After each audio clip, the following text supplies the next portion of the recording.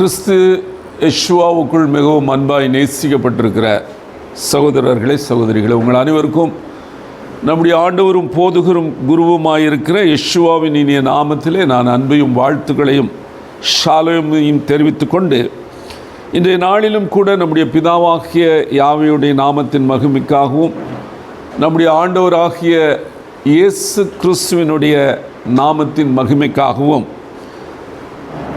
நம்முடைய ஆத்தும ஜீவியத்திற்கு பிரயோஜனமாக இருக்கும்படியாக பாஷேக் சேதார் என்கிற ஒரு தலைப்பிலே ஒரு பாடத்தை நாம் பார்க்க இருக்கிறோம். நாம் வாசித்த இந்த மத்தேயு எழுதிய சுவிசேஷம் 26ஆம் அதிகாரம் 17ஆம் வசனம் முதல் 29ஆம் வசனங்களிலே உள்ள சில காரியங்களை இன்றைக்கு நாம் முழுமையாக பார்க்க போகிறோம். அதில் விசேஷமாக இந்த 17ஆம் வசனத்தில் நம்முடைய இரட்சகராகிய இயேசு கிறிஸ்து தன்னுடைய சீஷர்களிடத்தில் என்ன சொல்லுகிறார் என்றால், புளிப்பில்லா அப்ப பண்டிகையின் முதல் நாளிலே சீஷர்கள் இயேசுவினிடத்தில் வந்து, பஸ்காவை புசிப்பதற்கு நாங்கள் எங்கே உமக்கு ஆயத்தம் பண்ண சித்தமாயிருக்கிறீர்கள் என்று கேட்டார்கள். அதற்கு அவர் அநேக காரியங்களை சொன்னார். இந்த பஸ்காவை புசிப்பது, அதுதான் இந்த பாஷேக் சேதார் அப்படிங்கிறது அந்த தலைப்பு. இதில் கடைசியாக நம்ம அந்த 29ஆம் வசனத்தில் நம்ம வாசிக்கும்போது அவர் என்ன சொல்கிறாருன்னா, இந்த திராட்சை பழ ரசத்தை நவமானதாய் உங்களோடு கூட என் பிதாவின் ராஜ்யத்திலே நான் பானம் பண்ணும் நாள் வரைக்கும் இதை பானம் பண்ணுவதில்லை என்று உங்களுக்கு சொல்லுகிறேன் என்றார். அப்போ ஏன் அதை அப்படி நான் இனிமேல் நான் பானம் பண்ண மாட்டேன்னு சொன்னார்? அப்போது இதில் என்ன ஒரு விசேஷம் நமக்கு தெரியுதுன்னா, இந்த பந்தி இன்னும் முழுமையாகவில்லை. அதை இந்த பானத்தை நான் குடித்து முடித்த பிறகு தான் இந்த பந்தியை என்னாகும், முழுமையாகும். இல்லைன்னா என்னாகாது, முழுமையாகாது, கம்ப்ளீட் ஆகாது, ஃபுல்ஃபில் ஆகாது. அப்போது ஒரு பகுதி இன்னும் என்ன இருக்குது, தொக்கின்னு இருக்குது. அப்போ அது என்ன ஒரு கேள்வி. அடுத்ததாக என்ன பார்த்தோமானால், இயேசு கிறிஸ்து அவர் எதை செய்தாலும் அந்த யூதர்களினுடைய முறைப்படி, யூதர்களுடைய கலாச்சாரத்தின்படி தான் அவங்கள செஞ்சுக்கிட்டே வரார். நம்ம கூட யோவான் எழுதிய சுவிசேஷம் 2ஆம் அதிகாரத்தில் நம்ம அந்த கானா ஊரிலே அவர் அந்த அற்புதத்தை செய்கிற பொழுது அங்கு ஒரு காரியத்தை சொல்லுகிறார். 2ஆம் அதிகாரம் 6ஆம் வசனத்தில் கொஞ்சம் வாசிக்கலாம். போதும். இப்போ பாருங்கள், இப்போ எதை பேஸ் பண்ணி சொல்கிறாங்க? யூதர்கள் தங்களை சுத்திகரிக்கும் முறைமையின்படி, அந்த கல்ச்சர் கலாச்சாரத்தின்படி அங்கே சில ஜாடிகள் வைக்கப்பட்டிருந்தது என்று சொல்கிறான்.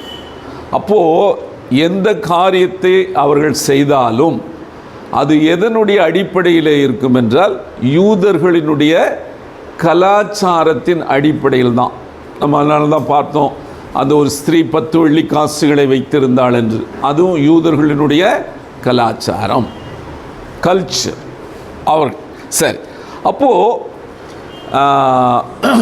இயேசு கிறிஸ்து இப்படி சொல்லுகிற பொழுது, அந்த பஸ்காவினுடைய முறைமையின்படி என்னென்ன உணவுகள் அவர்கள் உட்கொண்டிருப்பார்கள், என்னென்ன உணவுகள் அவர்கள் உட்கொண்டிருப்பார்கள் என்பதை நம்ம இந்த கலாச்சாரத்தின் பிரகாரம் இன்றைக்கி நம்ம பார்க்க போகிறோம். அது ஒரு விஷயம். அப்போ அந்த கலாச்சார முறைமையின்படியான அந்த பஸ்காவினுடைய உணவு அல்லது விருந்து என்ன அப்படிங்கிறத நாம் இன்றைக்கு பார்க்க போகிறோம். அடுத்ததாக நம்ம பார்த்தோம்னால், இந்த மத்தேயு எழுதிய சுவிசேஷம் 10ஆம் அதிகாரம் 5-6 வசனத்தில் என்ன வாசித்தோம் அப்படின்னு கேட்டிங்கன்னா, தன்னுடைய 12 சீஷர்களையும் அவர் சுவிசேஷம் சொல்லுவதற்காக அனுப்புகிற பொழுது நீங்கள் எங்கே போகாதீங்கன்னு சொல்கிறாரு, புறஜாதியாருடைய தேசத்திற்கு நீங்கள் என்ன பண்ணாதீங்க, போகாதீங்கிறார். இப்போ ஆனால் அவர் போகிற பொழுது அவர் என்ன சொல்கிறாரு, சீஷர்கள் நீங்கள் பூலோகம் எங்கும் போய் ராஜ்யத்தின் சுவிசேஷத்தை அறிவிங்கன்னு சொல்கிறாரு. அப்போ ஏன் முன்னாடி சொல்லலை? அவங்க போனாலும் அதுதானே சொல்ல போகிறாங்க, அந்த புறஜாதியாருடைய தேசத்திலையும் அதுதானே சொல்ல போகிறாங்க. ஆனால் இவர் போன பின்னாடி நீங்கள் போய் சொல்லுங்கிறார். அப்போ ஏன் முதல்ல அவங்கள போக சொல்லலை? இதெல்லாம் நம்ம படிச்சிருக்கோம், ஆனால் இதுக்கு நமக்கு கேள்வி வரல. இப்போது இந்த எபிரேய முறைப்படி நம்ம படிக்கிற பொழுது தான் இதுக்கெல்லாம் கேள்வியே வருது. இப்போ இதை சொல்லியிருக்கார், ரொம்ப காலமாக படிச்சுட்டு தான் இருக்கோம். இந்த 29ஆம் வசனத்தையும் இந்த மத்தேயு 10, 5, 6 வசனங்களை படித்து கொண்டு இருந்தாலும் கூட அதில் கேள்வியே வரல. இப்போ தான் கேள்வி வந்திருக்குது. இப்போ தான் அந்த கேள்விக்கு அந்த எபிரேய முறைப்படி நமக்கு என்ன வருது, பதில் கிடைக்கிறது. அதையெல்லாம் நம்ம இப்போ பார்க்க போகிறோம். சரி, இப்போது இந்த பேஷாக் சேதார் அப்படின்னா என்ன அர்த்தம் அப்படின்னு கேட்டிங்கன்னா, பேஷாக் அப்படின்னா நம்ம நேற்று பார்த்தோம், it's not actually Passover, கடந்து போகுதல் கிடையாது அப்படிங்கிறத நேற்று பார்த்தோம். எப்படி பார்த்தோம் அப்படின்னு கேட்டிங்கன்னா, இந்த பேஷாக் என்கிற இதே வார்த்தை எங்கே இருக்குது அப்படின்னா எசாயாவின் புஸ்தகம் 31ஆம் அதிகாரம் 5ஆம் வசனத்தில் இருக்குது. வாசிக்க வேண்டாம். அதில் என்னென்னா, the birds are hovering, அதாவது ஒரு பறவை தன்னுடைய குஞ்சுகளையோ அந்த கூட்டையோ கவர் பண்ணுறது, மூடிக்கொள்கிறது, அதை ப்ரொடெக்டிங், பாதுகாப்பு செய்கிறது, அதுக்கு ஷீல்டாக இருக்குது. அதுதான் அதனுடைய அர்த்தம். ஒரிஜினல் மீனிங் இந்த பேஷாக்குக்கு பாதுகாப்பு, அரண், மூடி மறைத்தல், அதுதான் இருக்குது. அவர் நம்மை விட்டு விட்டு கடந்து போக மாட்டார். அதுதான் அந்த சங்கார தூதன். அவன் வந்து அந்த வீட்டுக்குள்ளார போய் அந்த முதற் பிறந்தவர்களை கொல்லாதபடிக்கு அந்த ஒன்றும் அறியாத ஆட்டுக்குட்டியினுடைய இரத்தம் அங்கு அடையாளமாக இருக்கிறது என்று பார்த்தோம். அந்த அடையாளத்திற்கு ஓத் என்கிற ஒரு வார்த்தை கொடுக்கப்பட்டிருக்கிறது. சரி, அப்படி அந்த ஹமிஷித் அப்படின்னு பார்த்தோம். மேலக் ஹமிஷித் அப்படின்னா அந்த சங்கார தூதன். அவன் வந்து அந்த வீட்டுக்குள்ளே போகாதபடிக்கு இவர் என்னவா இருக்காரு, அரணாக இருக்கிறார், மூடி மறைக்கிறார், பாதுகாப்பாக இருக்கிறார். அதுதான் அந்த பேஷாக்கினுடைய அர்த்தம். அப்போது இங்கு பேஷா அவர்கள் அந்த இயேசு கிறிஸ்துனுடைய மரணத்திற்கு முன்னதாக நிகழ்ந்த அந்த நிழலான அந்த ஆட்டுக்குட்டியை அடித்து அதில் செய்த எல்லா காரியங்களையும் தான் அந்த பாதுகாப்பான ஒரு காரியம். அதனுடைய சேதர் அப்படின்னா நிறைய அர்த்தங்கள் இருக்குது. மீல், உணவு என்று ஒரு அர்த்தம் இருக்குது. அது இல்லாமல் இந்த பஸ்காவினுடைய ஒழுங்குமுறைகள், த அரேஞ்ச்மெண்ட் ஆஃப் பாஸ்ஓவனுடைய ஒழுங்குமுறைகள், இதில் இன்னும் அதுக்கு என்ன அர்த்தம் சொல்கிறாங்க அப்படின்னு கேட்டிங்கன்னா, எ ஃபெஸ்டிவ் ஹோம் மீல், அதாவது ஒரு பண்டிகை காலத்தினுடைய ஒரு வீட்டில் தயாரிக்கப்படுகிற உணவு ஆர் கம்யூனிட்டி ஈவெண்ட், அந்த சமுதாய நிகழ்ச்சிகள், அதை தான் சொல்கிறாங்க. இப்போது இதில் என்னென்னலாம் இருக்கும் அப்படின்னு பார்த்தீங்கன்னா, அந்த உணவில் திராட்சை ரசம் இருக்கும். வெறும் திராட்சை ரசம் மட்டுமா அப்படின்னா இல்லை, அப்பம் இருக்கும். அடுத்தது அங்கே சந்தோஷம், சாங்ஸ் இருக்கும், பாடல்களை பாடுவார்கள். அண்ட் ஸ்டோரி டெல்லிங், அதாவது கதைகளை சொல்லுவார்கள். என்ன கதைகளை சொல்லுவார்கள்னா, புராண கதைகளெல்லாம் அல்ல. இந்த இஸ்ரேல் ஜனங்கள் எப்படி எகிப்தில் இருந்து விடுதலையாக்கப்பட்டார்கள், அவர்கள் எப்படி அந்த 40 ஆண்டுகள் வனாந்தரத்தில் வந்தார்கள், இதையெல்லாம் தங்களுடைய பிள்ளைகளுக்கு என்ன பண்ணுவாங்க, அந்த சேதர், அந்த பேஷக் சேதரில் அவங்களுக்கு எல்லாத்துக்கும் எக்ஸ்பிளைன் பண்ணுவாங்க, உன்னுடைய பிள்ளைகளுக்கெல்லாம் சொல்லுன்னு சொல்லி. அப்போது இது எல்லாமே இந்த பேஷக் சேதர் என்கிற அந்த நிகழ்ச்சியில் அவைகள் இருக்கிறது. இதில் என்னென்னா, இப்போது நமக்கு இந்த யூதர்களுடைய கலாச்சாரம் அதெல்லாம் நம்ம இது வரைக்கும் நம்ம படிச்சிட்டது இல்லை. இப்போ தான் நம்ம எபிரேயம் மூலமாக நம்முடைய வேதாகமத்தை படிக்கிற பொழுது ஒரு 15 விதமான கண்டிஷன்ஸு இந்த சாப்பாடை சாப்பிட்றதுல இருக்குது. இந்த பேஷக் சேதரில் ரொம்ப ஸ்ட்ரிக்ட்லி, ரொம்ப கண்டிப்போடு கடைப்பிடிக்க வேண்டிய 15 விதமான ஒழுங்குகள் அங்கே இருக்குது. அதான் பாஸ் ஓவர் அரேஞ்ச்மெண்ட்ஸ் அல்லது டிசிப்ளின் அப்படின்னு இருக்குது. இதையெல்லாம் நம்ம என்ன பண்ணியிருக்கோன்னா, உங்களுக்கு அந்த அலிலேஹா கல்லா அந்த இதில் நம்ம அனுப்பிச்சிருக்கோம், ஒவ்வொன்றாக அனுப்பிச்சிருக்கோம். நீங்கள் வீட்டில் இருக்கும்போது நீங்கள் மெதுவாக ஒவ்வொன்றாக நீங்கள் பார்த்து கொள்ளலாம். அதைய நான் இப்போ தொடர்ச்சியாக நான் சொல்லிட்டு போகிறேன். அதனால் நீங்கள் அதைய உங்களுக்கு நேரம் கிடைக்கிற பொழுது அதை நீங்கள் பார்த்துங்க. ஃபஸ்ட்டு கண்டிஷன் அப்படின்னா என்ன அப்படின்னு நம்ம பார்க்கும் பொழுது, கோதேஷ் என்று சொல்லுகிறார்கள். இந்த 15 விதமான ஒழுங்குகளிலே the first and foremost arrangements என்ன அப்படின்னா கோதேஷ்னா என்ன ஹீப்ரூவில் சொன்னா அப்படின்னு கேட்டிங்கன்னா, சாங்டிஃபை, பரிசுத்தப்படுத்து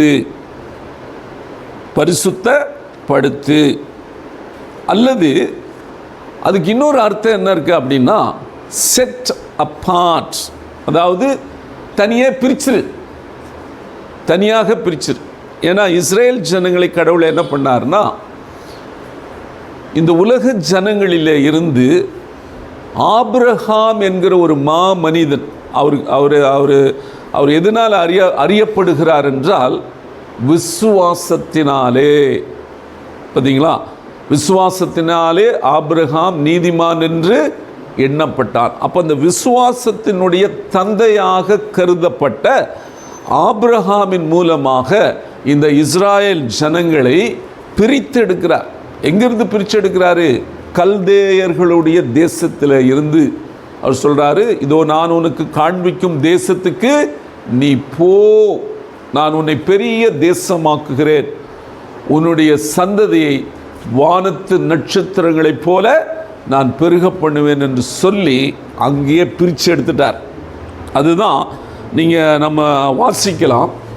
உபாகமங்களின் புஸ்தகம் 10ஆம் அதிகாரம் 15ஆம் வசனத்தில் அங்கு நம்ம வாசிக்கிற பொழுது அங்கு சொல்லுகிறார், ஆனாலும் யாவே உன் பிதாக்கள் மேல் அன்பு கூறும் பொருட்டு அவர்களிடத்தில் பிரியம் வைத்து அவர்களுக்கு பின் அவர்களுடைய சந்ததியாகிய உங்களை இந்நாளில் இருக்கிறபடியே சகல தேசங்களுக்குள்ளும் தமக்கென்று தெரிந்து கொண்டார். பாருங்க, எவ்வளோ விசேஷமாக இருக்குது. எதனால் அப்படின்னா, உங்களுடைய பிதாக்களின் மேலே வைத்த அன்பின் நிமித்தம். இப்போ இருக்கிற மாதிரி சகல தேசங்களில் இருந்தும் உங்களை என்ன பண்ணியிருக்காரு? தமக்கு சொந்தமாக அதாவது செட் அப்பார்ட், பிரித்து வச்சிட்டார். அதுதான் கோதேஷ், பரிசுத்தப்படுத்தி வச்சிருக்கார். அதையே நம்ம ஆமோஸ் 3:2 வாசிக்கிறோம், வாசிக்க வேண்டாம், இதே தான். ஆகவே இதுதான் முதல்ல இந்த பேஷாக் சேதார், அதில் ஃபர்ஸ்ட் கண்டிஷன் அல்லது ஒழுங்கு அல்லது அரேஞ்ச்மெண்ட்ஸ் எது வேணாலும் எடுத்துக்கொள்ளலாம். அடுத்ததாக நாம் பார்க்கிற பொழுது ரெண்டாவது என்ன அப்படின்னு கேட்டிங்கன்னா, ஊர்காட்ஸ் என்று அதை எபிரேய மொழியில் சொல்கிறாங்க.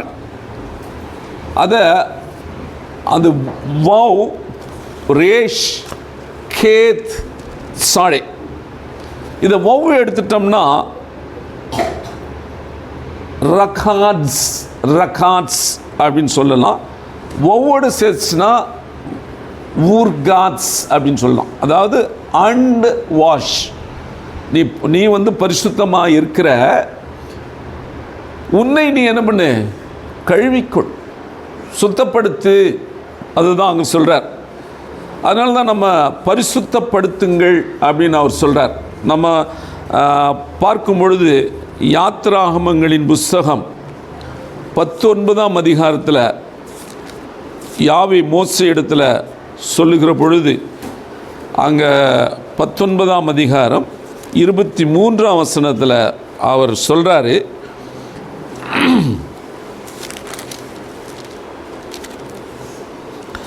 அப்பொழுது மோசே கர்த்தரை நோக்கி, அதுக்கு முன்னாடியே சொல்கிறாரு, உன் ஜனங்களை நீ என்ன பண்ணுன்னா பரிசுத்தப்படுத்து அப்படின்னு சொல்கிறார்.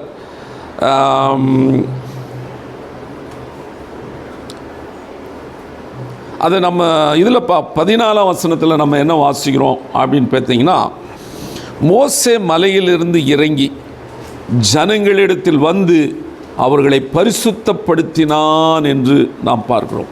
அவர்கள் தங்கள் வஸ்திரங்களை தோய்த்தார்கள். அவர் ஜனங்களை நோக்கி 3ஆம் நாளுக்கு ஆயத்தப்பட்டிருங்கள் என்றெல்லாம் சொல்லி அவர்களை பரிசுத்தப்படுத்துகிறதா, அதுதான் உர்காத்ஸ் என்று நம்ம வாசிக்கிறோம். அதுதான் இன்னொரு இடத்துலையும் நம்ம வாசிக்கிறோம். இது அந்த இடத்துல இஸ்ரேல் ஜனங்கள் இடத்துல அவர்கள் வனாந்தரத்தில் வருகிற பொழுது மட்டும் அங்கே அவர் சொல்லாமல் இங்கேயும் சொல்கிறார் பாருங்க. யோயேலின் புஸ்தகம் 2ஆம் அதிகாரம் 16ஆம் வசனத்தில் அவர் சொல்லுகிற பொழுது, ஜனத்தை கூட்டுங்கள், அந்த தேசங்களை கூட்டுங்கள், சபையை பரிசுத்தப்படுத்துங்கள் என்று சொல்லி அவர் சொல்லுகிறதாக நம்ம பார்க்கிறோம். அன்பானவர்களே, இங்கே மோசேகிட்ட மட்டும் அங்கே சொல்லலை, யோயேலின் புஸ்தகம் கடைசியாக, அதாவது இயேசு கிறிஸ்து இந்த பூமிக்கு வருகிறதுக்கு, அதாவது 2வது வருகைக்கு முன்னதாக அவருடைய வருகையின் நாளை சகிப்பவன் யார் என்று கேட்கிறார். ஆகவே அப்படிப்பட்ட சமயத்திலும் கூட அவர் சொல்கிறாரு, சியோனிலே எக்காளம் ஊதுங்கள், பரிசுத்த நாளை நியமியுங்கள், விசேஷித்த ஆசரிப்பை கூறுங்கள், ஜனத்தை கூட்டுங்கள், சபையை பரிசுத்தப்படுத்துங்கள் என்று சொல்லி இந்த உர்காத்ஸ் சாங்டிஃபை அல்லது அண்ட் வாஷ், அதாவது முதல்ல என்ன சொல்கிறார், கோதேஷ் பரிசுத்தமாயிருங்கள், மறுபடியும் நீ உன்னை கழுவு என்று சொல்லுகிறார். அப்போது இது எதற்கு ஒரு முன்னடையாளமாக இருக்கிறது என்று நாம் பார்க்கும்போது, எதில் வாஷ் பண்ணுவாங்க? தண்ணியில் தான் எல்லாம் கழுவாங்க. அப்போ அது எதற்கு அடையாளமாக இருக்குன்னா, பேப்டிசம். ஒருவன் ஜலத்தினாலும் ஆவியினாலும் பிறவாவிட்டால் யாவேயுடைய ராஜ்யத்தில் பிரவேசிக்க மாட்டான் என்று சொல்லுகிற பிரகாரமாக அவர்கள் தங்களை பரிசுத்தப்படுத்த வேண்டும் என்பதற்காக தான் this is the second arrangement அல்லது த செகண்ட் கண்டிஷன் ஆஃப் பேஷக் சேதார். சரி, அடுத்தது 3ஆவதாக நம்ம பார்க்கும் பொழுது கர்பாஸ் என்று சொல்லுகிறார்கள். கர்பாஸ்னா என்ன நமக்கு தெரியாது, ஏன்னா அது இட்ஸ் ஹீப்ரூ வேர்டு. அப்போ கர்பாஸ் அப்படின்னா வெஜிடபிள், அதாவது அந்த பேஷக் சேதரில் அவர்கள் உண்கிற உணவில் இருக்கக்கூடிய காய்கள். அப்போ அந்த காய்கள் என்ன பண்ணணும்னா அப்படின்னு கேட்டிங்கன்னா, டிப்ட் இன் சால்ட் வாட்டர். அதனால் நம்ம கூட என்ன பண்ணணும், பழங்களை வாங்கினாலும் காய்களை வாங்கினாலும் எதில் போட்டு நம்ம கழுவணும்? உப்பு தண்ணியில் போட்டு கழுவ வேண்டும். இது அவங்க அந்த காலத்திலிருந்து செஞ்சுருக்காங்க. இது எதற்கு ஒரு அடையாளமாக இருக்குது அப்படின்னு கேட்டிங்கன்னா, ரீபர்த், மறுபடியும் பிறப்பது, அல்லது சிம்பலைசஸ் ஸ்ப்ரிங், ஒரு வசந்தத்தை குறிக்கிறதாக இருக்கிறது. ஏன்னா அந்த காய்கறியில் இருக்கக்கூடிய அழுக்கெல்லாம் என்ன ஆயிரும், அந்த உப்பில் போடும்போது எல்லாமே சுத்தமாயிரும் அப்படின்னு நம்ம பார்க்குறோம். அதனால தான் லேவியராகமங்களின் புஸ்தகம் 2ஆம் அதிகாரம் 13ஆம் வசனத்தில் நம்ம வாசிக்க கேட்கலாம். லேவியராகமம் 2:13. நீ படைக்கிற எந்த போஜன பலியும் உப்பினால் சாரமாக்கப்படுவதாக. உன் எலோஹிமுடைய உடன்படிக்கையின் உப்பை உன் போஜன பலியிலே குறைய விடாமல் நீ படைப்பது எல்லாவற்றோடும் உப்பையும் படைப்பாயாக. அங்கே பாருங்க, போஜன பலி என்னவா இருந்தாலும் சரி சாப்பிடக்கூடியது. அப்போது கடவுளுக்கு படைக்கிறதும் எதெல்லாம் இருக்கணும்? உப்பால் சாரம் ஏறின. உப்பு இல்லாமல் நீ படைக்காத. அதனால தான் நம்ம தமிழில் என்ன சொல்லிட்டாங்க? உப்பில்லா பண்டம் குப்பையிலே. அதுக்கு ஒரு மதிப்பே கிடையாது. அப்போ பாருங்க, அப்போ இது எங்கிருந்தே வந்துருச்சு? இது யூதர்களுடைய கலாச்சாரம், கடவுள் இஸ்ராயேல் ஜனங்களுக்கு சொன்னது. இது மட்டும் இல்லை, இன்னொரு இடத்துல என்ன பார்க்குறோம் அப்படின்னு கேட்டிங்கன்னா, மார்க் எழுதிய சுவிசேஷம் 9ஆம் அதிகாரத்தில் 49ஆம் வசனத்தில் அவர் சொல்கிறாரு, எந்த பலியும் உப்பினால் உப்பிடப்படுவது போல எந்த மனுஷனும் அக்கினியினால் உப்பிடப்படுவான் சொல்லிட்டார். பாருங்க, அப்போ இந்த உப்பு போடுறது ரீபர்த்ன்னு சொன்னேன். இப்போது நமக்கு உப்பு எது? அக்கினி. அக்கினி என்னென்னா உபத்திரவம், அஃப்ளிக்ஷன். இப்போ நம்மளை எப்படி அவர் பரிசுத்தப்படுத்துகிறார்?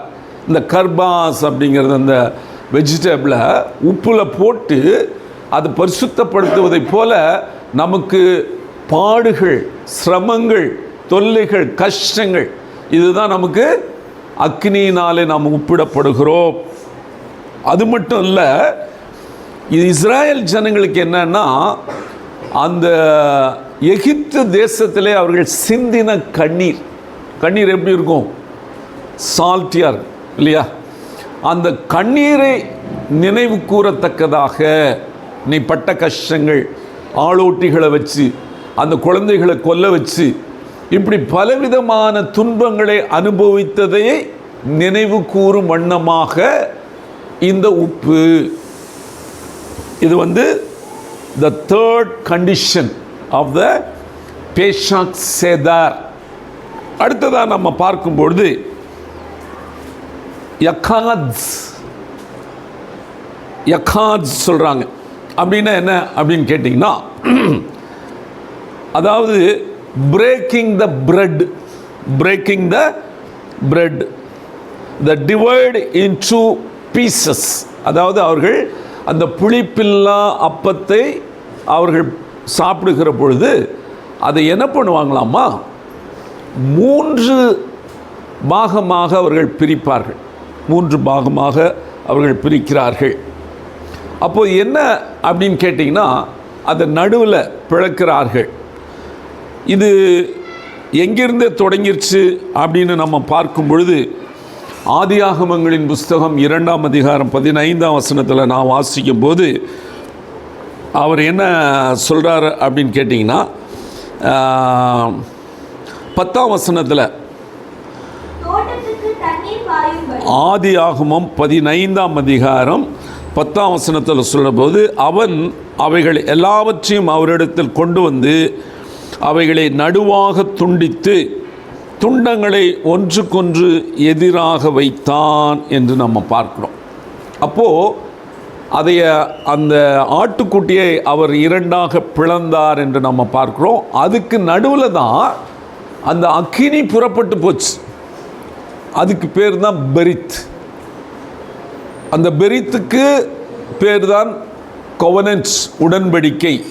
அப்படின்னா ஏன் அந்த அக்கினி போகணும் அந்த துண்டங்களுக்கு நடுவாக அப்படின்னா, கடவுள் அந்த ஆபிரகாம் கொடுத்த அந்த பலியை அங்கீகரிக்கிறார் த்ரூ ஃபயர். அதுதான், அதுக்கு தான் நமக்கும் அந்த உப்பு, நமக்கும் அந்த ஃபயர் மூலயமா, பாடுகள் மூலயமா, நாம் கிறிஸ்துவின் நிமித்தம் படுகிற பாடுகள் மூலமாக நம்முடைய ஜீவ பலியை கடவுள் அங்கீகரிக்கிறார் என்று நம்ம பார்க்கிறோம். அதை 2ஆக பிளந்ததாக நம்ம பார்க்கிறோம். அதுதான் இன்னொரு இடத்துல கூட அவர் சொல்கிறாரு. லேவியராகமங்களின் புஸ்தகம் 2ஆம் அதிகாரம் 17ஆம் வசனத்தில் சொல்கிறாரு, பின்பு அதன் செட்டைகளுடன் அதை 2ஆக பிளப்பானாக. ஸோ அப்போது அதை பிளக்கணும், இட் மஸ்ட் பி டிவைடட். ஆனால் இங்கே இவர்கள் என்ன செய்தார்கள் என்று நாம் பார்க்கிற பொழுது, இதை 3ஆக பிரிப்பார்கள். 3 பீசஸ். எதுக்கு 3 பீசஸ் 3ஆக ஏன் பிரித்தாங்க அப்படின்னு நம்ம பார்க்குற பொழுது, அது என்ன பண்ணுவாங்களாமா? மூன்றாக பிரிச்சுட்டு ஒரு பகுதியை எடுத்து ஒரு பேப்பர்லேயோ ஒரு துணியிலையோ சுற்றி ஒளிச்சு வச்சிரும். அந்த அப்பத்தை எதுக்கு ஒளிச்சு வைக்கிறாங்க அப்படின்னு கேட்டிங்கன்னா, அதான் அந்த கலாச்சாரம். குழந்தைகள்லாம் அப்பா அம்மா என்ன செய்கிறாங்கன்னு அதுக்கு தெரியாது. எதுக்கு இந்த ஒயின் குடிக்கிறாங்க, எதுக்கு இந்த பேஷக் சேதார் அனுசரிக்கிறாங்க அப்படின்னா அவங்கெல்லாம் வந்து என்ன பண்ணுவாங்க, குழந்தைய ஓடும் ஓடியாரும், அதை தட்டி விடும் இதை தட்டி விடும் இல்லையா. அப்போது குழந்தைகளை அதட்டவும் முடியாது, வேண்டான்னு சொல்லவும் முடியாது, போட்டு ரூமில் அடைக்கவும் முடியாது. என்ன பண்ணுவாங்க, இந்த 4வது கண்டிஷன் வரது உள்ளார அதைய அந்த பிரேக் பண்ண அந்த அப்பத்தை எடுத்து சுட்டி ஒளிச்சு வச்சிடும். போய் தேடுங்க, போய் என்ன பண்ணுங்க, இதை தேடுங்கள் அப்படின்னு சொல்லி அந்த குழந்தைங்க போய் என்ன பண்ணுவாங்க, அதை தேடிட்டு வந்துச்சு அதை அவங்களுக்கே ஒரு ப்ரைஸாக கொடுத்துருவாங்க, அது ஒரு பரிசாக கொடுத்துருவாங்க. சரி, இதில் என்ன அப்படின்னு கேட்டிங்கன்னா, இது என்ன சொல்கிறாங்க அப்படின்னு கேட்டிங்கன்னா, த hidden bread is found and redeemed. அதை கண்டுபிடிச்சி அது மீட்கப்பட்டது அப்படிங்கிறது இதனுடைய அர்த்தம். ஆனால் இது எதற்கு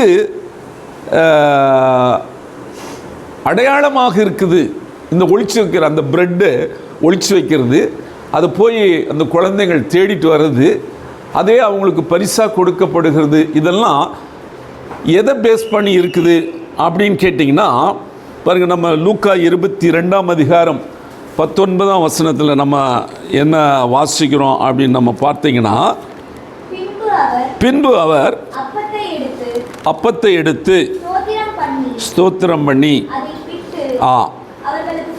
பார்த்தீங்களா, அதை பிரேக் பண்ணுறார், அதை பிட்டு தான் அவங்க கொடுக்குறார் இல்லையா. அப்போது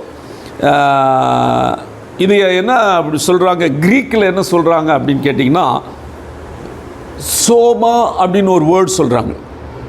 இது இந்த அப்பம் அப்படிங்கிறதுக்கு க்ரீக்கில் சோமா அப்படிங்கிற ஒரு வேர்ட் சொல்கிறாங்க.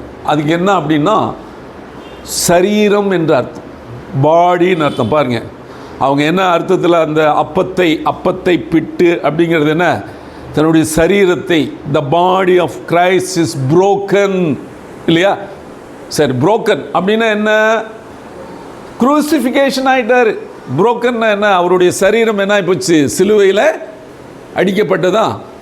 அப்புறம் என்னாச்சுன்னா அந்த சரீரம் 3 நாள் மறைக்கப்பட்டது. It was hidden. அந்த பிரெட் எங்கே இருக்குன்னு தெரியுமா இல்லையா, அது என்ன ஆகிப்போச்சு, மறைச்சு வச்சிட்டார். Then who found it, the children of God.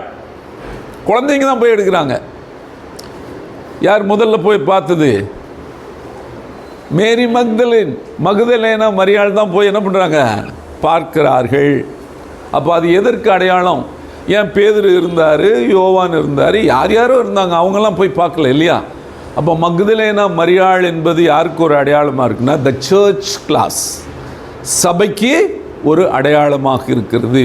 இப்போ சபை யார், த சில்ட்ரன் ஆஃப் காட். அங்கே எப்படி, அப்போ அதுவே அவர்களுக்கு இட் வாஸ் ப்ரெசன்டட், அவங்களுக்கே அது ஒரு கிஃப்டாக கொடுக்கப்பட்டதாக நம்ம பார்க்கிறோம். இதெல்லாம் பாருங்கள், யூதர்கள் அப்போவே என்ன பண்ணிட்டாங்க, பின்னாடி நடக்க போகிறத முன்னாடியே அவர்கள் செய்து விட்டார்கள் என்று நம்ம பார்க்கிறோம்.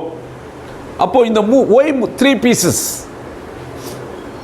ஏன் 3 பகுதிகளாக அவங்க உடைச்சாங்க அப்படின்னு கேட்டிங்கன்னா, அதான் சொல்கிறாரு, நாங்கள் உங்களுடைய பிதாக்களின் மேல் வைத்த அன்பினால். அப்போ யார், ஆபிரகாம் ஒரு பீஸு, ஈசாக்கு ஒரு பீஸு, யாக்கோப் ஒரு பீஸ். இதில் அந்த நடுப்பகுதியைத்தான் அவர் கொடுக்குறார். எதை கொடுக்குறாரு, இந்த center part of the 3 pieces, 3 பகுதிகளாக பிரித்ததை எந்த பகுதியை கொடுக்குறாரு, அந்த நடுப்பகுதி, அவருடைய சரீரம் இல்லையா. சரீரங்கிறது எங்கே, கீழேனா கால், மேலேனா தலையாயிரும் இல்லையா. அப்போ சரீரம், அப்போ அது யாருக்கு அடையாளமாக இருக்குன்னா ஈசாக்கு யாருக்கு அடையாளம், கிறிஸ்துவுக்கு அடையாளம். பாருங்க, அப்போது அந்த 3 பகுதிகளாக பிரிப்பது, அந்த நடுப்பகுதியை அவர்களுக்கு கொடுப்பது, அந்த நடுப்பகுதி அந்த சோமா, the body of Christ was hidden for 3 days, 3 நாட்களுக்கு அது மறைக்கப்படுவது, 3ஆம் நாள் கழித்து அது கண்டுபிடிக்கப்படுவது, எல்லாமே அந்த பேசாக் சேதர்லேயே அடங்கிடுச்சு. ஃபோர்த்து இதில் வந்துருச்சு. அதுதான் யகாத்ஸ் அப்படிங்கிற இதெல்லாம் எதற்கு அடையாளம்னா, இயேசு கிறிஸ்துவனுடைய பாடுகள், அவர் பட்ட பாடுகளுக்கு அடையாளமாக இருக்கிறதாக நம்ம பார்க்கிறோம். அடுத்ததாக நம்ம the 5th condition of the பேஷக் சேதர் அப்படின்னு பார்த்தோம்னா மேகித் அப்படின்னு சொல்கிறாங்க. அப்போ மேகித் அப்படின்னா என்ன அப்படின்னு கேட்டிங்கன்னா, அது அதான் ஸ்டோரி டெல்லிங். என்ன ஸ்டோரி? அவங்க சொல்கிறார், உபாகமங்களின் புஸ்தகம் 6ஆம் அதிகாரம் 7லிருந்து 9 வரைக்கும் நம்ம படிக்கிற போது அந்த இஸ்ரேல் ஜனங்களுக்கு அவர்கள் என்ன செய்ய வேண்டும் என்பதை குறித்து அங்கு யாவே மோசே இடத்துல சொல்கிறார் பாருங்கள். உபாகமங்களின் புஸ்தகம் 6ஆம் அதிகாரம் 7லிருந்து 9 வரைக்கும். நீ அவைகளை உன் பிள்ளைகளுக்கு என்ன பண்ணு? கருத்தாய் போதிக்கணும். சும்மா கூப்பிட்டவர்களை நீ இப்படி செய்ய அப்படி செய்யுங்கிறது இல்லாமல் கருத்தாய் போதித்து, நீ வீட்டில் உட்கார்ந்திருக்கிற போதும், வழியில் நடக்கிற போதும், படுத்து கொள்ளுகிற போதும், எல்லா நேரத்திலையும் சொல்லிடலாம், ஒரே வார்த்தையில் சொல்லிடலாம். அப்போ நீ என்ன பண்ணு? கருத்தாய் அவர்களுக்கு போதனை செய். அதுதான் மேகித், ஸ்டோரி டெல்லிங். எதை பற்றி? அவர்கள் எப்படி அந்த எகிப்து தேசத்துக்கு வந்தாங்க, அந்த எகிப்து தேசத்தில் அவர்கள் எப்படியெல்லாம் கஷ்டப்பட்டார்கள், கடவுள் அவர்களை விடுதலையாக்கினார், பலத்த கரங்களினாலும் ஓங்கிய புயங்களினாலும் நான் உங்களை மீட்டு கொண்டேன்னு சொல்கிறார். அப்போ அந்த பலத்த கரம்னா என்ன, ஓங்கிய புயம் என்றால் என்ன, இதை பற்றியெல்லாம் உன்னுடைய பிள்ளைகளுக்கு சொல்லிகிட்டே இரு அப்படின்னு சொல்கிறார். அதுதான் அந்த 5th. இதெல்லாம் எங்கே நடக்கக்கூடியதாக இருக்குதுன்னா, அந்த பேஷக் சேதர், அந்த அருமையான அந்த பந்தியிலே இதெல்லாம் நடக்குது. அடுத்தது நம்ம என்ன பார்க்குறோம் அப்படின்னு கேட்டிங்கன்னா, ரக்ஸா அப்படின்னு சொல்கிறாங்க. ரக்ஸா எல்லாமே உங்களுக்கு அந்த இதில் அனுப்பிச்சிருக்கோம், அதனால் தயவுசெய்து நீங்கள் அதெல்லாம் படிச்சுக்கலாம். இதெல்லாம் இந்த ரக்ஸா அப்படின்னா ரேஷ் கேத் சாடே ஹே. அப்போது இது என்ன அப்படின்னு கேட்டிங்கன்னா, இந்த ரிச்சுவல் வாஷிங் ஆஃப் ஹேண்ட்ஸ். அந்த உணவு நம்ம சாதாரணமாக உணவு சாப்பிட்ற போது என்ன பண்ணுறோம்? கைகளை கழுவிட்டு நம்ம சாப்பிட்றோம். அப்போ ஏற்கனவே அவங்க வாஷ் பண்ணாங்க, அப்புறம் ஏன் மறுபடியும் அப்படின்னு நம்ம வாசிக்கும்போது இது எதற்கு ஒரு அடையாளமாக இருக்குதுன்னா, transition from sacred to a higher level holiness. ஏற்கனவே தங்களை பரிசுத்தப்படுத்தியிருக்காங்களா, அதுதான் ஃபஸ்ட்டு பார்த்தோம், கோடேஷ். ஆனால் அது பத்தாது, நீங்கள் என்ன பண்ணணும்? ஹையர் லெவல் ஹோலினஸுக்கு போகணும். பரிசுத்தத்தின் மேல் பரிசுத்தம், அதுதான் சொல்கிறார். அப்போது ஹையர் லெவல் ஹோலினஸ், அதாவது அவங்க என்ன பண்ணுவாங்களாமா, ஒவ்வொரு கையையும் 3 இதில் 3 தடவை, இது 3 தடவை, அப்படி 3 தடவை ஊற்றி கழுவுவார்கள். இதெல்லாம் அவங்களுடைய அந்த யூதர்களுடைய பழக்கங்கள். 3 times ஆல்டர்னேட்டிங். அப்போது இது எதுக்கு அப்படின்னு கேட்டிங்கன்னா, வாஷிங் வித் பிளஸ்ஸிங். சும்மா ஏதோ கை கழுவிட்டு, அதாவது நம்ம என்ன சொல்கிறோம், நம்ம கை கழுவுறதுன்னா வேறு, அவன் கை கழுவிட்டான்னா என்ன, அதோடு அதை விட்டுட்டான், கை கழுவிட்டான், அதை இனிமேல் பார்க்க மாட்டான். பட் திஸ் வாஷிங் ஹேண்ட்ஸ் அப்படிங்கிறது வித் பிளஸ்ஸிங் பாருங்கள், எவ்வளோ ஒரு அருமையான, அதான் ரக்ஸா அப்படிங்கிறத அது சொல்ல. ஒருவேளை இதுதான் ரக்ஷனின்னு வந்திருக்குமா நம்ம தெரியல, I don't know. Anyway, washing with blessing அதுதான் அந்த மேகிட்டுக்கு அடுத்ததாக நம்ம பார்க்கும்போது, ஏழாவது கண்டிஷன் அப்படின்னு நாம் பார்க்கும்போது மோட்ஸி, மோட்ஸி அப்படின்னு சொல்கிறாங்க. ஹா மோட்ஸி அப்படின்னா என்ன அப்படின்னு கேட்டிங்கன்னா, அந்த அந்த உணவை சாப்பிடுவதற்கு முன்னதாக ஒரு பிளெஸ்ஸிங்ஸ், அதாவது they seeking a blessing from God. நம்ம எப்படி சாப்பிட்றதுக்கு முன்னாடி ஒரு ப்ரேயர் பண்ணுறோம், அந்த மாதிரி Jewish blessing recited before eating. அது என்ன அப்படின்னு பார்த்தீங்கன்னா, அவங்க எப்படி அதை ப்ரேயர் பண்ணுவாங்க அப்படின்னு கேட்டிங்கன்னா, பரூக் அட்டா அதுனாய் மேலக் ஹா ஓலம் ஹமோஜி லெஹேம் மின் ஹா ஆரட்ஸ். அதாவது என்ன அப்படின்னு கேட்டிங்கன்னா, இந்த பூமிக்கு இந்த அப்பத்தை கொண்டு வந்து கொடுத்த எங்களுடைய சர்வ லோகத்தின் ஆண்டவரே, இதை ஆசீர்வதிங்க. பாருங்கள் எப்படி இருக்குது. பரூக் ஹட்டா அதுனாய் மேலக் ஹா ஓலாம் ஹமோட்ஸி, இந்த அப்பத்தை, லெஹேம், அந்த லெஹேம்னா அப்போ, ஹமோட்ஸினா அந்த புளிப்பில்லாத அப்பத்தை, மின்ஹா ஆரட்ஸ், யார் இந்த பூமிக்கு கொண்டு வந்தாங்களோ அவரே, அந்த ஆண்டவரே எங்களை என்ன பண்ணுங்க, ஆசீர்வதியுங்கள் அப்படின்னு. பிளெஸ்ஸிங் ஓவர் பிரெட், அவங்க சாப்பிடக்கூடிய அந்த அப்பத்துக்காக அவங்க என்ன பண்ணுறாங்க, தே seeking God's blessing.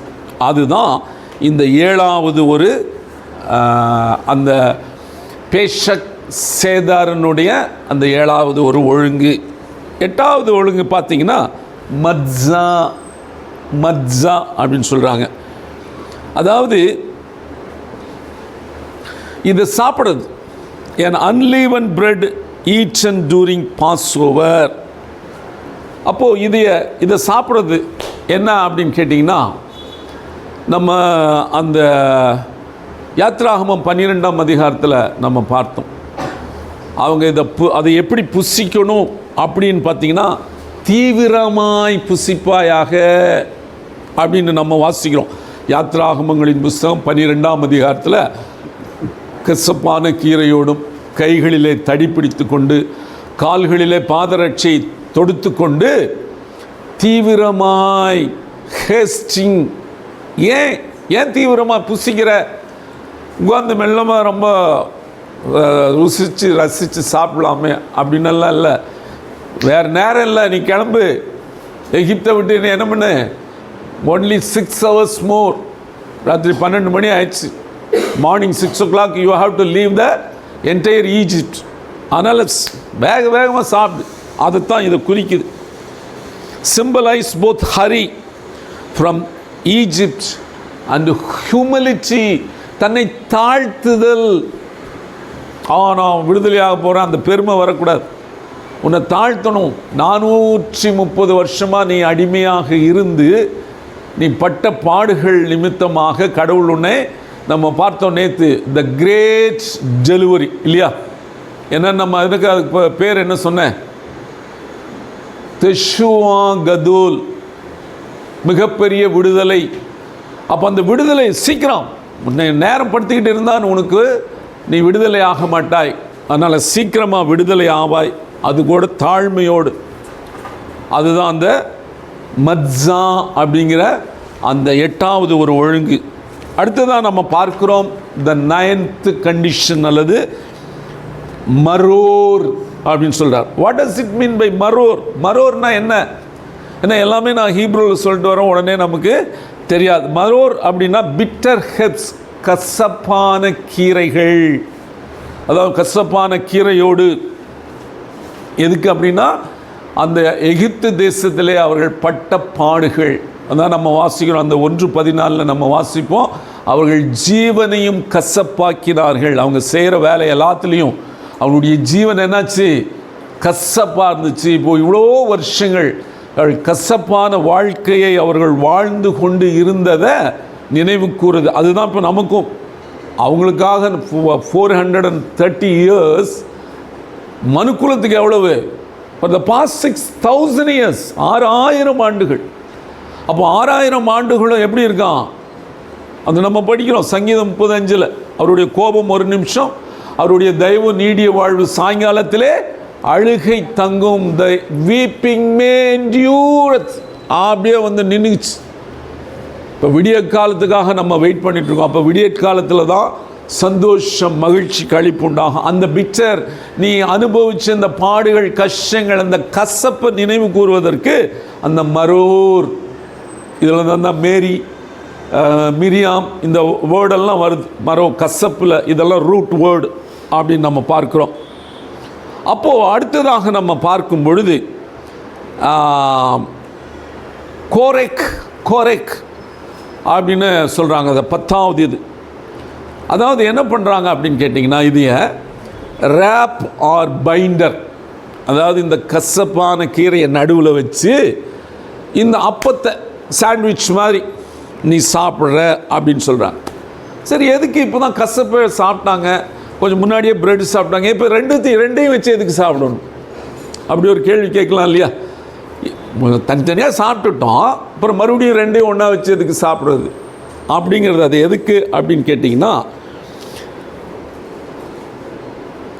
the picture experience what they experienced so far, இதுவரைக்கும் அவர்கள் அனுபவித்த அந்த கசப்பை இப்போ அந்த பிரெட் இருக்கு இல்லையா, அது எப்படி இருக்குன்னா ஸ்வீட்டாக இருக்குது.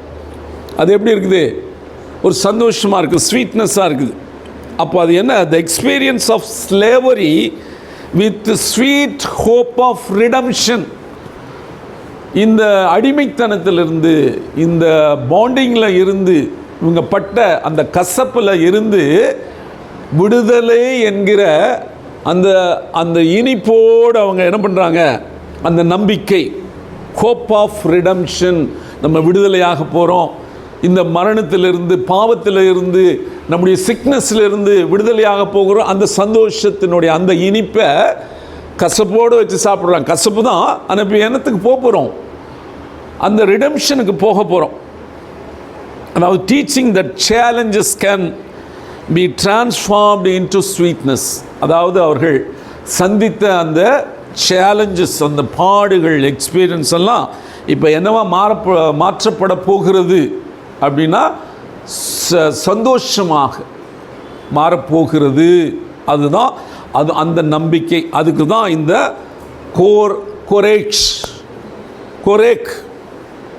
கோரேக் அப்படிங்கிற அந்த 10வது. அப்புறம் அடுத்தது என்ன பார்த்தீங்கன்னா 11வது இந்த அரேஞ்ச்மெண்ட்ஸ் அந்த பேஷக் சேதாரில் அப்படின்னு கேட்டிங்கன்னா சுல்ஹான் ஆருக் அப்படின்னு சொல்கிறாங்க. அப்படின்னா என்னென்னா, இந்த செட் ஏ டேபிள் அப்படின்னு ஒரு அர்த்தம். அப்படின்னா என்ன அப்படின்னா, ஒரு லிட்ரலாக ஒரு டேபிள் கொண்டு வந்து வைக்கிறது இல்லை, ஒரு டேபிளை வச்சு அரேஞ்ச் பண்ணுறதில்ல. அது டிவைன் சஸ்டனன்ஸ் என்று சொல்கிறார்கள். டிவைன் சஸ்டனன்ஸ் அப்படின்னா கடவுளுடைய வாழ்வாதாரம் அல்லது கடவுளால் ஏற்படுத்தப்பட்ட ஒரு உணவுன்னு அர்த்தம். அதுதான் நம்ம சங்கீதத்தில் வாசிக்கிறோம் இல்லைங்களா? சங்கீதம் 23:5 நம்ம என்ன வாசிக்கிறோம்? கொஞ்சம் படிங்க. சங்கீதம் 23:5 என் சத்துருக்களுக்கு முன்பாக பாருங்க. இப்போ யார் சத்துருக்கள் இவர்களுக்கு? இஸ்ரேல் ஜனங்களுக்கு எகிப்தியர். அவங்களுக்கு முன்னாடி நீ எனக்கு என்ன பண்ணீர்? ஒரு பந்தியை ஆயத்தப்படுத்தினீர். சுல்ஹான் அராக். இந்த இதைத்தான் அங்கே தாவீது எழுதுகிறார். அந்த கர்த்தர் என் மெய்ப்பராக இருக்கிறார், யாவே என் மெய்ப்பராக இருக்கிறார், நான் தாழ்ச்சி அடையேன், அவர் என்னை புல்லுள்ள இடங்களில் மேய்த்து அமர்ந்த தண்ணீர்கள் அண்டையில் கொண்டு போய் விடுகிறார் என்ற அந்த 23ஆம் சங்கீதம் இப்போ எதை நினைவு கூறுகிறார்? இதுதான் அந்த சுல்ஹான் அருக். எனக்கு ஒரு பந்தியை, செட் எ டேபிள், எனக்கு ஒரு பந்தியை ஆயத்தப்படுத்தினீர். படிங்கம்மா. அப்புறம் என் தலையை எண்ணெயால் அபிஷேகம் பண்ணினீர், என் பாத்திரம் என்ன ஆகுது? நிரம்பி வழிகிறது. த கப் இஸ் என்னது? ரனத் ஓவர். அந்த அந்த இந்த இந்த பேஷாக் சேதரில் அவங்க நிறைய கப் நம்ம அடுத்தது பார்க்க போகிறோம், அந்த கப்பெல்லாம். அப்போது இதைய அவர் ஞாபகத்தில் வச்சுக்கிட்டு தான் எனக்கு ஒரு பந்தியை நீ என்ன பண்ணிரு, ஆயத்தப்படுத்தினீர். சுல்ஹான் ஆரூக் பாருங்க, எங்கே இப்போ நீங்கள் சாதாரணமாக திடீர்னு ஒரு பந்தியை ஆயத்தப்படுத்தினீர்னா எதுக்கு அந்த பந்தி, எதுக்கு அந்த எப்போ ஆயத்தப்படுத்தினார் பார்த்தீங்களா? அப்போது இப்போ இதெல்லாம் தாவீது செஞ்சாரோ இல்லையோ, ஆனால் நமக்கு என்ன பண்ணியிருக்கார், ஒரு பந்தியை ஆயத்தப்படுத்தி இருக்கிறார். எவ்வளோ பியூட்டிஃபுல்லான ஒரு காரியம் பாருங்கள். அடுத்தது 12, அது என்ன அப்படின்னு பார்த்தீங்கன்னா தஃபூன் அஃபிகோமென். தஃபூன் அஃபிகோமென் அப்படின்னு நம்ம பார்க்குறோம். இது த ஹிடன் அண்ட் கன்சீல்டு அப்படின்னு நம்ம பார்க்குறோம். இதுதான் நான் ஏற்கனவே அங்கே நான் சொன்னேன்.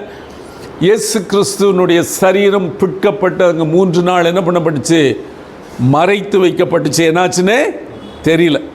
ஆனால் 3ஆவது நாள் அவர் என்ன பண்ணார், உயிரோடு எழுந்தார். அவர் சொல்கிறார், ஏதோ நான் எருசலேமுக்கு போகிறேன், என்னை இவங்க கையில் ஒப்பு கொடுப்பார்கள், அவர்கள் என்ன கொலை செய்வாங்க, ஆனாலும் நான் 3ஆம் நாள் என்ன பண்ணுவேன், உயிரோடு எழுந்திருப்பேன் என்று சொன்னார் இல்லையா? அதுதான் அந்த தஃபூன் அஃபிகோமென் அப்படிங்கிற அந்த காரியம். அடுத்ததாக நம்ம 13, சீக்கிரம் அந்த 15 முடிச்சுட்டு நம்ம இன்னொரு இடத்துக்கு போகலாம்.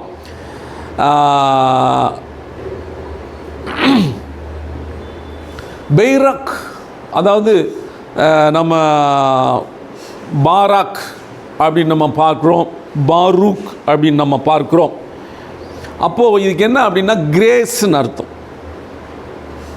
பைராக் அப்படின்னா கிரேஸ்ன்னு அர்த்தம். அது root of common Jewish blessing. So ஒரு பொதுவான அந்த கிரேஸ் கடவுள் இடத்துல கேட்கக்கூடியது தான் அப்படின்னு சொல்கிறாங்க. அது வந்து சச் எஸ் மீ ஷெபிராக், அதாவது நம்ம கொஞ்ச நேரம் படித்தோமே, பருக்கட்டா அதோனாய் ஹா மேல் ஆ மேலக் ஹா ஓலம் அப்படின்னு நம்ம படிச்சோம்ல. இந்த பூமிக்கு யார் இந்த அப்பத்தை கொண்டு வந்தார்களோ அந்த கடவுளே எங்களை ஆசீர்வதின்னு சொன்ன மாதிரி இது ஆசீர்வாதத்தை கேட்குறாங்க. அதாவது எப்போ அப்படின்னு கேட்டிங்கன்னா, நம்மளுடைய ஒரு பழக்கம் என்னென்னா, சாப்பிட்றதுக்கு முன்னாடி ஜெபம் பண்ணுவோம். யாராவது சாப்பிட்ட பின்னாடி ஜெபம் பண்ணியிருக்குமா? வெரி குட், ஒரு சிஸ்டர் பண்ணியிருக்காங்க, வெரி குட். அப்போது அவங்களுக்கு ஒருவேளை யூத முறைப்படி வந்துட்டாங்களோ என்னமோ தெரியல. அப்போது சாப்பிட்ட பின்னாடியும் கூட அவங்க என்ன பண்ணுறாங்க, சாப்பிட்றதுக்கு முன்னாடி ப்ரேயர் பண்ணுறது மட்டும் இல்லாமல் சாப்பிட்றதுக்கு பின்னாடியும் நம்ம சமாதானத்தோடு நம்ம சாப்பிட்டு முடித்தோம் அப்படிங்கிறதுக்காக பிர்கத் ஹமாசோன் அப்படின்னு சொல்கிறாங்க. அப்படின்னா கிரேஸ் ஆஃப்டர் த மீல், சாப்பிட்ட பின்னாடியும் அவங்க கடவுளுக்கு நன்றி சொல்லுவது தான் அந்த பிராக் அப்படின்னு நம்ம வாசிக்கிறோம். அடுத்தது இந்த 14th என்ன பார்த்தீங்கன்னா ஹலேல். பெஷாக் சேதரில் இருக்கிறது இந்த ஹலேல் அப்படிங்கிற ஒரு இந்த ஹலேல் இருந்து தான் ஹலலூயா அப்படிங்கிறது வந்துச்சு. ஹலேல் இருந்து தான் இந்த ஹலேலுங்கிறது தான் ரூட் வேர்ட் ஃபார் ஹலலூயா.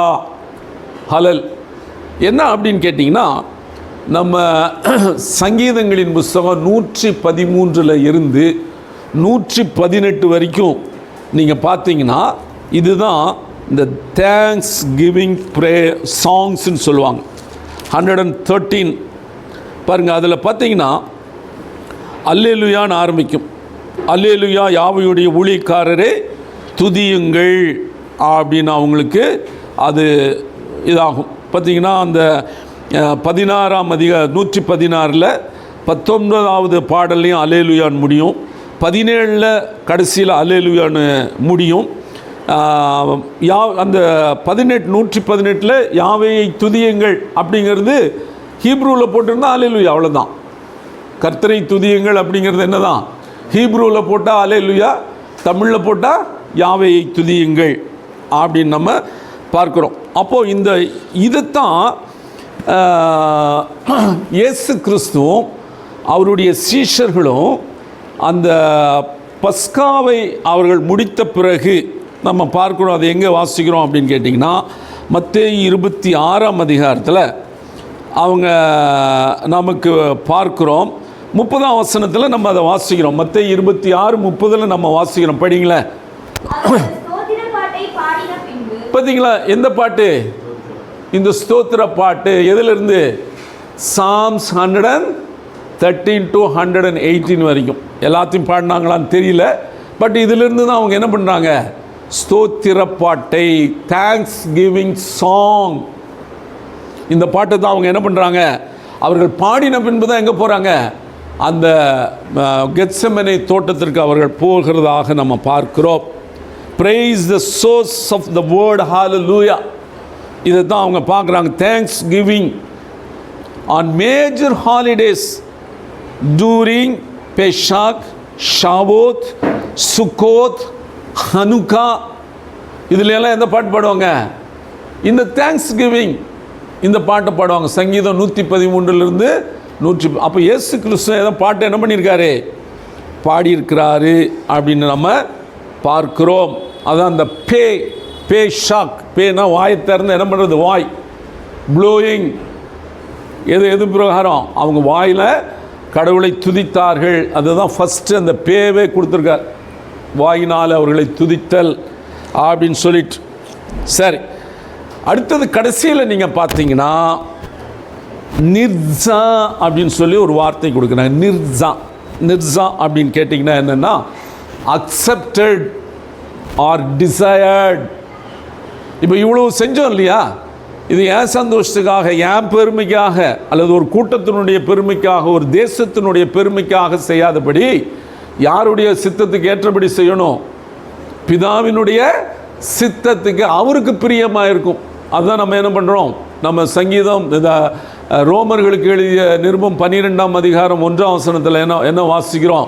அப்படி இருக்க சகோதரரே, உங்கள் சரீரங்களை பரிசுத்தமும், அதான் அந்த கோதேஷ், யாவைக்கு பிரியமுமான, it should be desired by God. நீ செய்கிறது என்ன வேணாலும் இருக்கலாம், ஆனால் அது யாருக்கு இதாக இருக்கணும்? கடவுளுடைய டிசைருக்கு இருக்கணும். அது இட் ஷுட் பி அக்செப்டட். அதுதான் சொல்கிறாரு, உங்களுடைய பிரியமும் தேவனுக்கு பிரியமுமான, holy and acceptable to God. அதான் இந்த ரோமர் 12:1. பரிசுத்தமாக இருக்கணும், கடவுளால் என்ன பண்ணப்பட்டிருக்கணும்? அங்கீகரிக்கப்பட்டதாக இருக்கணும். பார்த்தீங்களா? சவுல் கூட பலி செலுத்தினார் இல்லையா? Was it accepted by God? இல்லை. எலியா வருவார்னு பார்த்தார், வரல, அவரே பலி கொடுக்க ஆரம்பிச்சிட்டார். அப்போ அந்த மாதிரி இல்லாதபடிக்கு அந்த நிர்ஜா அப்படிங்கிறது. அப்போது இந்த பாஸ்ஓவர் சேதார் அல்லது பேஷாக் சேதார் signalling that the service is accepted, complete and approved by யாவே.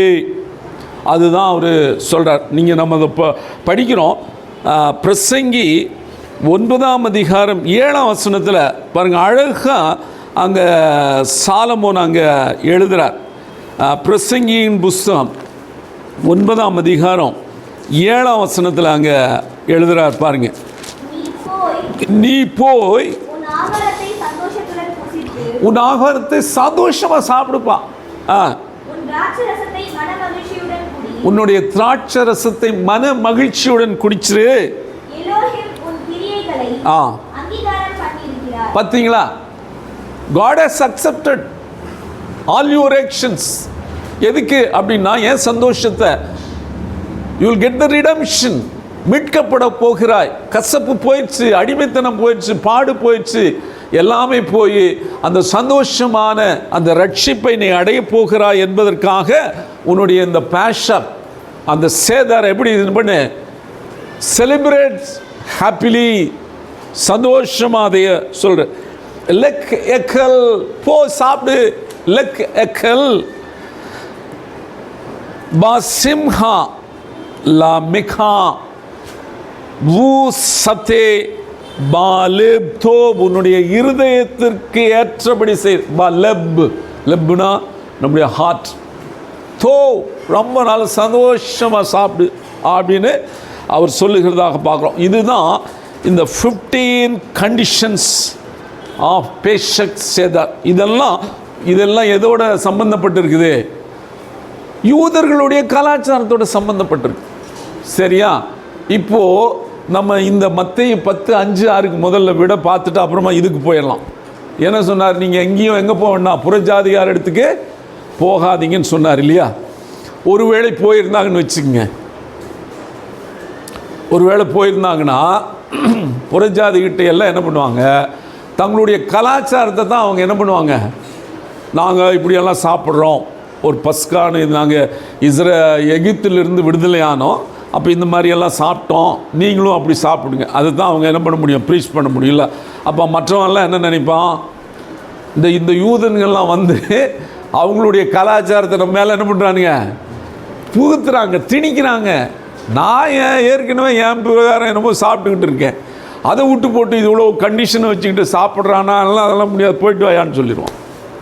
அப்போது ஒரு கம்யூனிட்டி அல்லது ஒரு நேஷன், ஒரு ட்ரைபுக்குள்ளாக இருந்ததை இப்போ அவர் என்ன பண்ணுறாருன்னா, is expanding to universally expanding இல்லையா?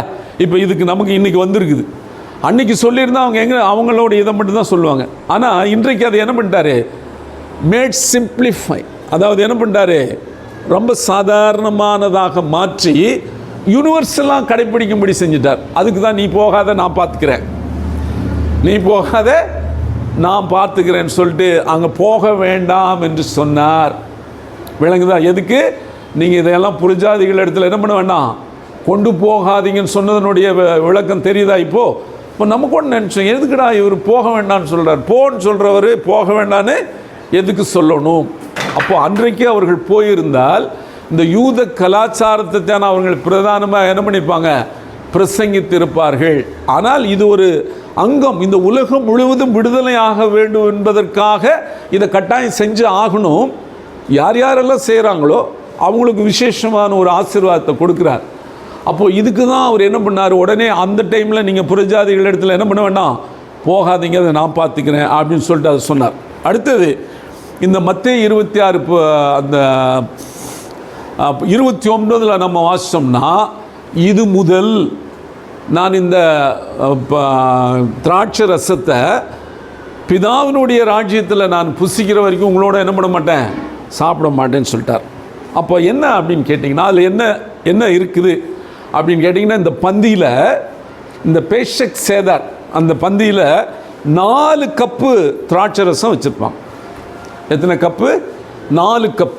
டிஃப்ரெண்ட் கப்ஸில் 4 விதமான கப்பில் 4 வித, அது திராட்சை சேம் ஒயின் தான், பட் இன் டிஃப்ரெண்ட் கப்ஸ் 4 விதமான கப்பில் வச்சுருப்பாங்க. அது என்ன சொல்கிறாங்க அப்படின்னா, எதுக்கு இந்த 4 விதம், ஏன் இதை செய்யணும், ஏன் ஒரே பாத்திரத்தில் திராட்சை ரசம் வச்சு குடிக்க முடியாதா அப்படின்னு ஒரு கேள்வி கேட்கலாம்.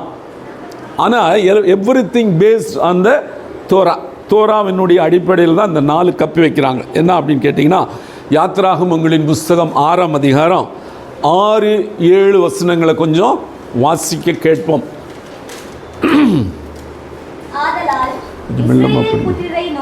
அப்படி நானே யாவே உங்கள் மேல் எகிப்தியர் சுமத்திய சுமைகளை நீக்கி நான் உங்களை விடுவித்து உங்களை அவர்கள். இது கொஞ்சம் இங்கிலீஷில் படிங்களேன் கொஞ்சம். Exodus 6th chapter 6th and 7th verse.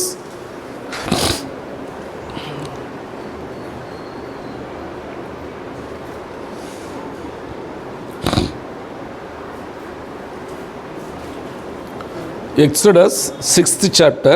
And I will take you to me for a people, and I will be to you a God. And ye shall know that I am the Lord your God, which bringeth you out from under the burdens of the Egyptians.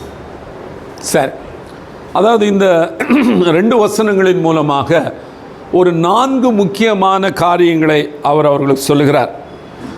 அதாவது first என்ன அப்படின்னு கேட்டிங்கன்னா, I will bring you out, நான் உங்களை என்ன பண்ணுவேன், அந்த எகிப்திலிருந்து நான் உங்களை கொண்டு வருவேன்.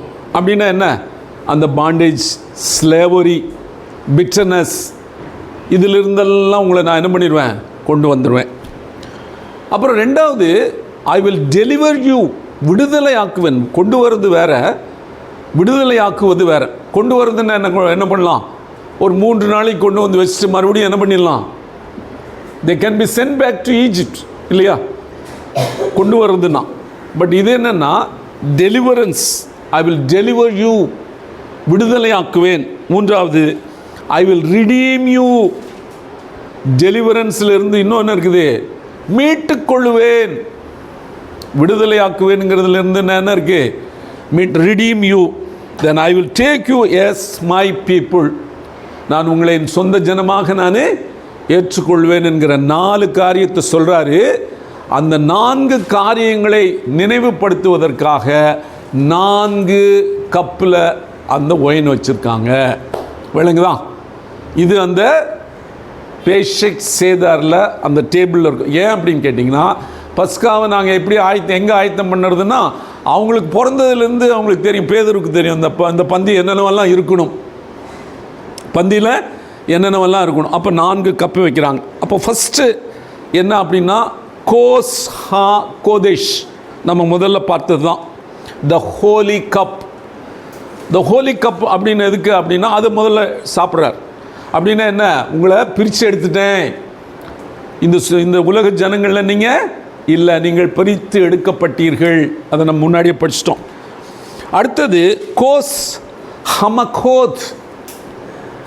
கோஸ் ஹமகோத் அப்படின்னா என்ன அப்படின்னு கேட்டிங்கன்னா, ஐ வில் டெலிவர் யூ அப்படின்னு சொல்கிறார் இல்லையா. எது மூலிமா அவங்கள விடுதலையாக்கினார், நேற்று கூட படித்தோம். 9 விதமான வாதைகள், அதற்கு பிறகு அந்த கிரீடம் போன்ற 10வது வாதை. அப்போ 10 பிளேக்ஸ். நான் தான் அந்த பிளேக் கூட சொன்னேன், ப்ளோன்னு ஒரு அர்த்தம் இருக்குது, ஊதுறது. அந்த வாதைகளை அவங்க மேலே கொண்டு வர்றது, அதுதான் கோஸ் ஹம்மா கோத் அப்படின்னு. Cup of plagues or deliverance. பாருங்கள், இது 2வது கப். 3வது கப் என்னென்னா கோஸ் ஹகுல்லா. கோஸ் ஹகுல்லா அப்படின்னா த கப் ஆஃப் ரிடம்ஷன். அப்போ அந்த ரிடம்ஷன் கப்பு எதனால் அந்த ரிடம்ஷன் வருது அப்படின்னா, இயேசு கிறிஸ்துனுடைய இரத்தத்தினாலே. அதனால தான் அவர் சொல்கிறாரு, இதை வாங்கி பருகுங்கள், இது உங்களுக்காக சிந்தப்படுகிற என்னுடைய புதிய உடன்படிக்கைக்குரிய இரத்தமாக இருக்கிறது என்று சொல்கிறார். அந்த கப்பு தான் த கப் ஆஃப் ரிடம்ஷன், மீட்டுக்கொள்ளுதலின் கப்பு. 4வது கப்பு கோஸ் ஹலால்.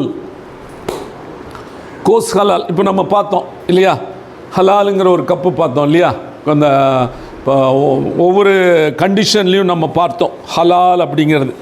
அது ஏறக்குரிய 14வது இதாக பார்த்தோம் இல்லையா. அதுக்கு பின்னாடி தான் அக்செப்டட். அப்போ இது என்ன அப்படின்னா, இப்போ நீங்கள் சொல்லுங்கள், அந்த 4 கப்பில் எந்த கப்பு இயேசு கிறிஸ்து எடுத்து குடிக்கல அப்படின்னு ஒரு கேள்வி வருது இல்லையா. முதல் கப்பு, 2வது கப்பு, 3வது கப்பை சாப்பிட்ற போது தான் இது உங்களுக்காக சிந்தப்படுகிற என்னுடைய ரத்தம் சொல்லிட்டாரு. இனிமேல் நான் பிதாவினுடைய ராஜ்யத்தில் இந்த பல ரசத்தை புசிக்கிற வரைக்கும் நான் உங்களோட எது அந்த ஹலால், அதை அப்படியே ஸ்பேர் பண்ணிட்டார்.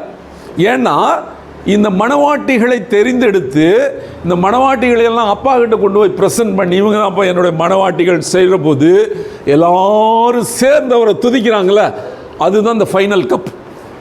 அப்போ தான் இந்த பேஷக் சேதேர முடிவு பெறுகிறது. இப்போ பாதிகள் தான் நிற்கிது. நல்லா நினச்சிங்க. இப்போ எதுக்கு நான் இனிமேல் புசிக்க மாட்டேன்னு சொன்னார் இல்லையா, ஒரு கப்பு என்னென்னவா இருக்குது, மீதி இருக்குது. அதை நம்ம எல்லோரும் சேர்ந்து குடிக்கலாம். உங்களோடு சேர்ந்து நானே என்ன பண்ணுவேன், அதை குடிப்பேன் அப்படின்னு சொல்கிறதுக்காக தான் இதில் என்ன பண்ணார், அந்த மத்தேயு 26-29 இதுமாரியும் நான் புசிக்க மாட்டேன், குடிக்க மாட்டேன்னு சொல்லிட்டார். இப்போ விளங்குதா எதுக்கு அதை நான் குடிக்க மாட்டேன்னு சொன்னார். அது எங்கே குடிக்க வேணும், அவரோடு தெரிந்து கொள்ளப்படுகிற மணவாட்டிகளும் இயேசு கிறிஸ்து. அதுதான் த பாடி ஆஃப் கிரைஸ்ட். அதுதான் முழுசாக கிரைஸ்ட் அப்படிங்கிறது என்ன, the head the Christ and the body members of Christ. அவங்க 2 பேர் சேர்ந்து பிதாவாகி யாவேக்கு முன்னாக போய் அவங்கள ப்ரெசன்ட் பண்ணி அந்த சந்தோஷத்தோடு அவரை துதித்து பாடி அங்கே குடிக்கக்கூடிய அந்த லாஸ்ட் கப், இதெல்லாம் எங்கே இருக்குது? இந்த பேஷக் சேதாரில் இருக்குது. இப்போ நம்ம பஸ்கா அப்படின்னு ஒரே ஒரு சாதாரண ஒரு வார்த்தையை எடுத்துக்கிட்டோம்னா இதுக்குள்ளே எவ்வளோ விஷயங்களை அவர் வச்சுருக்கார் பாருங்க. இவ்வளோ விஷயம் இருக்குதுங்கிறத நீங்கள் ஆங்கிலத்தில் படித்தாலும் தெரியாது, தமிழில் படித்தாலும் தெரியாது, எந்த மொழியில் படித்தாலும் நமக்கு என்ன ஆகாது, தெரியாது. ஆனால் எதுல தான் தெரியும்? Only through the Hebrew. பாருங்க, அப்போ இது எவ்வளோ இம்பார்ட்டண்ட்டு, எவ்வளோ விஷயங்களை நம்ம தெரிந்து கொள்ள வேண்டியது இருக்குது அப்படிங்கிறது இதில் நம்ம என்ன பண்ணுறோம்? நன்றாக புரிந்து கொள்ளுகிறோம். ஆகவே அன்பானவர்களே, இப்போ நம்மளுடைய இந்த பந்தி என்பது, பேஷக் சேதார் என்பது 90% முடிஞ்சிருக்கு. இன்னும் 10% என்ன இருக்குது? இப்போ நம்மளும் இதை போய் முழுமைப்படுத்த போகிறோமா, இல்லை இதோடு நம்ம நிறுத்திக்க போகிறோமா அப்படின்னா என்ன? இல்லை, it's not yet completed, it's not yet approved. எங்கே அப்ரூவல் எங்கே தான் இருக்கும்? பிதாவின் இடத்துல போகும்போது தான் இயேசு கிறிஸ்து செய்து முடித்த காரியங்களுக்கும் அவரோடு சேர்ந்து நம்ம செய்து கொண்டிருக்கிற காரியங்களுக்கும் அப்ரூவ்ட் அண்ட் காட் அப்படிங்கிறது எங்கே தான் இருக்குது? அவருடைய ராஜ்யத்தில் தான் இருக்குது. அப்போ நம்ம இதெல்லாம் இந்த 3rd கப்பு தான் குடிச்சிக்கிட்டு இருக்கோமே ஒழிய, நம்ம 4th cup is waiting for us in the kingdom of God. யாவையுடைய ராஜ்யத்தில் அது என்ன இருக்குது? ரட்சிப்பு நமக்காக அமர்ந்து காத்திருக்குதுங்கிற மாதிரி அது காத்துக்கிட்டு இருக்குது. ஆகவே இன்றைக்கு நம்ம இந்த படித்தது பேஷக் சேதர் அப்படிங்கிற அந்த 6 எழுத்துக்கள் அல்லது 2 வார்த்தைகள், இவ்வளோ விஷயங்கள் அதுக்குள்ளே அடக்கி வச்சிருக்கார். அப்போ இதையே நமக்கு வெளிப்படுத்தி இருக்கிறார், அதுதான் விசேஷம். இதை அநேகருக்கு என்ன பண்ணப்படலை? வெளிப்படுத்தப்படாமல். அதான் கடைசியில் அறிவு பெருத்து போகும், அங்கும் இங்கும் ஓடி ஆராய்வார்கள் என்று சொன்ன மாதிரி, ஒரு காலத்தில் இந்த ஹீப்ரூனா என்னன்னு தெரியாது, புக்ஸ்னா என்ன தெரியாது, அர்த்தம்னா என்ன தெரியாது. ஸோ இந்த லாஸ்ட் டேஸில் God is revealing to everything to his people. அது யாரெல்லாம் அதில் விருப்பமாக இருக்கிறார்களோ அவர்களுக்கெல்லாம் இதை என்ன பண்ணுறாரு? அவர் வெளிப்படுத்த சித்தமாக இருக்கிறபடியினால நாம் இதையெல்லாம் தெரிஞ்சு நம்ம இந்த முழுமையான அந்த பேஷக் சேதாரில் கலந்து கொண்டு பிதாவினுடைய ஆசீர்வாதங்களை பெற்றுக்கொள்ள பிதாவாகிய யாவே தாமே கிருபை செய்வாராக. அனைவருக்கும் ஷாலோம் ஷாலோம் ஷாலோம்.